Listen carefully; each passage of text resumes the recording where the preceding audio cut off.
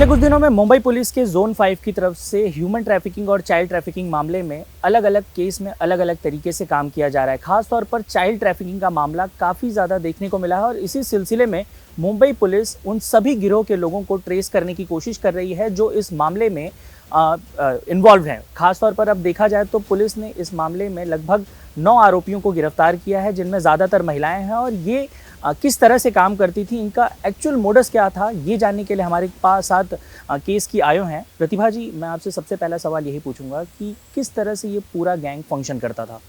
पहले तो किस तरह से यानी जिनको बच्चा देने का है ये एक दूसरे को जान पहचानते थे, तो बातों बातों में इनका पास ऑन होता था ये बात कि इनको बच्चा देना है, और सामने का जिसको बच्चा लेना है, जो कपल है जिनको बच्चा नहीं हो रहा है, वो कपल इनको बीच वाले लोगों को अप्रोच होते थे और फिर एक बच्चा दूसरी जगह पे इस तरीके से ट्रैवल किया जाता था।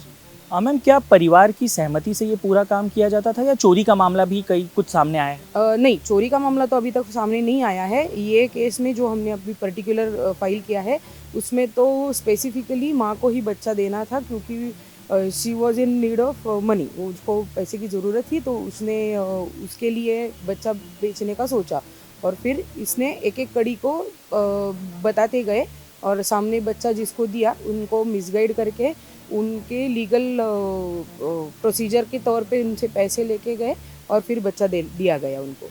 क्या इस गिरोह ने केवल एक ही बच्चा सेल आउट किया था या फिर और भी केसेस आपके पास आए हैं? अभी फ़िलहाल तो एक ही बच्चा हमारे पास आया है। अभी 4 से 5 बच्चों का हमें इन्फॉर्मेशन मिला है, लेकिन अभी उसके ऊपर काम चल रहा है।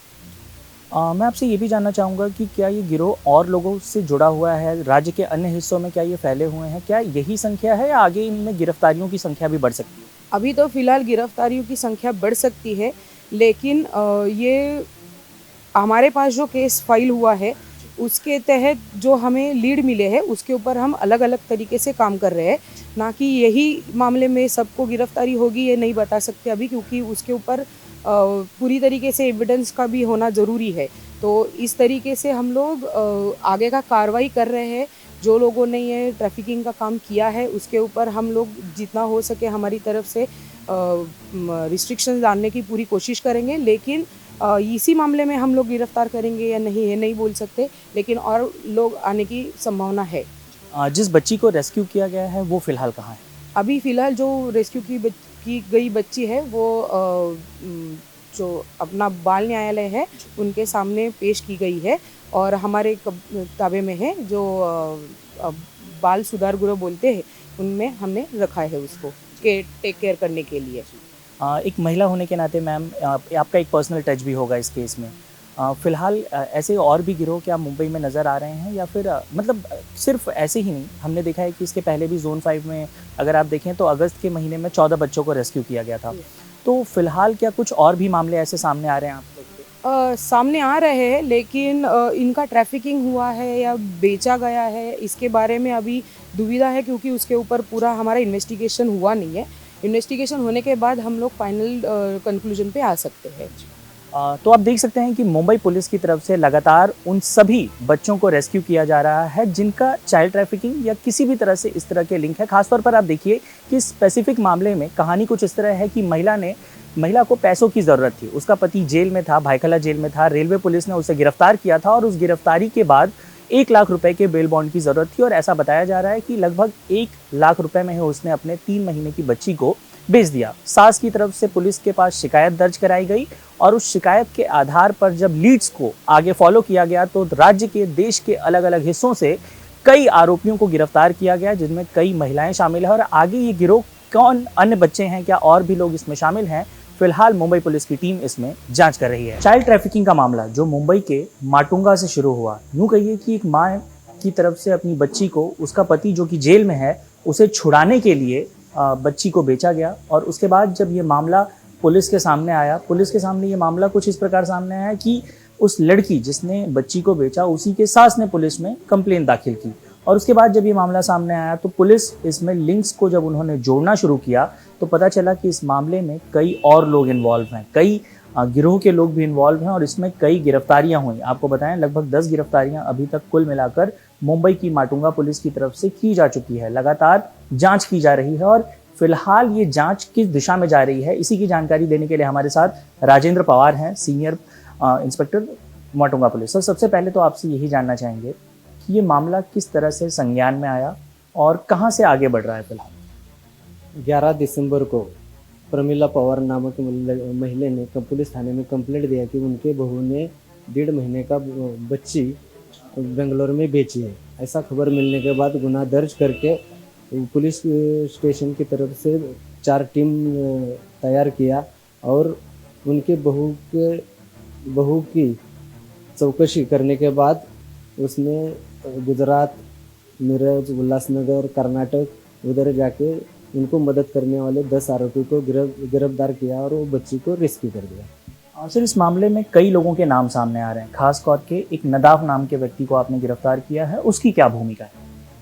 वो नदाफ करके मेन आरोपी है, वो एजेंट है इस चेन में और वो सब एक करता है।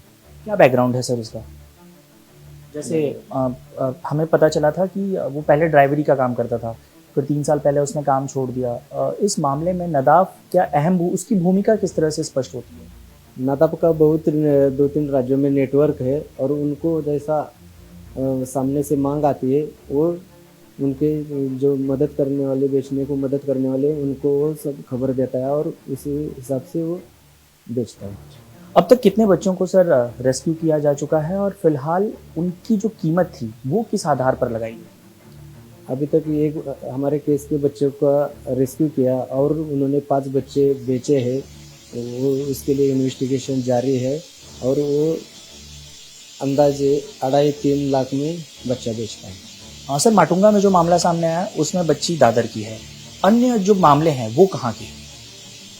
औरंगाबाद का है और गुजरात का है। इस मामले में फिलहाल पुलिस की जो लाइन ऑफ इन्वेस्टिगेशन है सर, हम देख पा रहे हैं क्या किसी गिरोह के भी होने का संदेह है?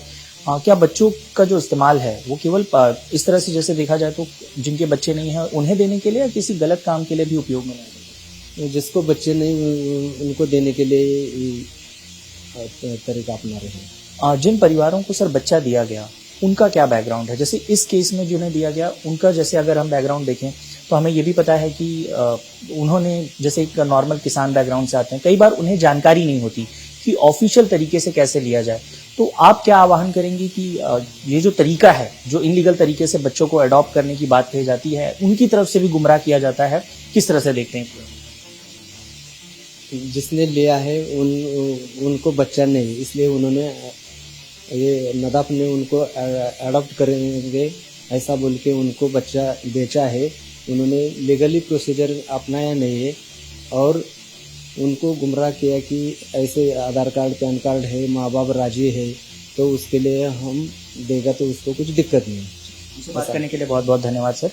देखिए, इस मामले में समझना होगा कि परिवार को कई बार बिचौलियों की तरफ से ये बात कही जाती है कि आपको ऑफिशियल तरीके से बच्चा दिया जा रहा है। कई बार वो उतने पढ़े लिखे नहीं होते हैं कि इस पूरे मामले को समझ पाएं, कई बार वो पढ़े लिखे भी होते हैं, कई बार ऐसे मामले भी सामने आते हैं कि वो लेंदी प्रोसेस जो होता है खास करके अडॉप्शन का, उससे बचने के लिए इस तरह के जो हथकंडे हैं अपनाते हैं। हालांकि हर केस अलग अलग तरीके से फंक्शन करता है। इस केस में फिलहाल पुलिस की लाइन ऑफ इन्वेस्टिगेशन जिस तरह से आगे जा रही है, अब देखना ये होगा कि और कितनी गिरफ्तारियां होती हैं और ये चेन कितनी लंबी है। कैमरामैन संतोष ड्यूटे के साथ साकेत राय, इंडिया टीवी, मुंबई।